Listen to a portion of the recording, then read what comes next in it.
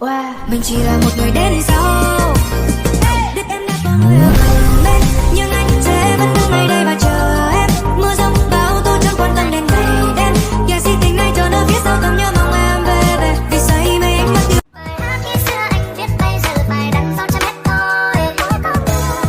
Anh xin một điều ước cho em bình yên vững vàng sau đời. Cho em hẳn bóng ai sẽ một lần nước mắt với chàng. Dẫu đang bị ghét, còn lại em biết đi đã trong đầu. Khuôn mặt tăng thương, thân thân em rồi. Đôi đau không còn nắm tay em đã chọn, em đã chọn.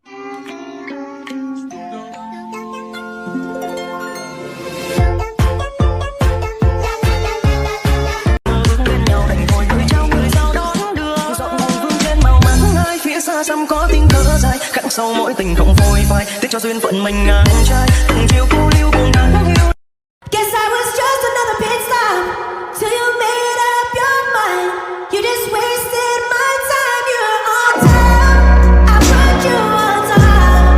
I made you so proud. Là khi đó anh cảm nhận một ta đẹp quá xưa.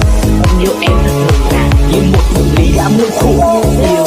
Một người có lẽ phải học thêm nhiều điều. Em làm anh em cuối cùng anh còn thiếu nhiều nhất.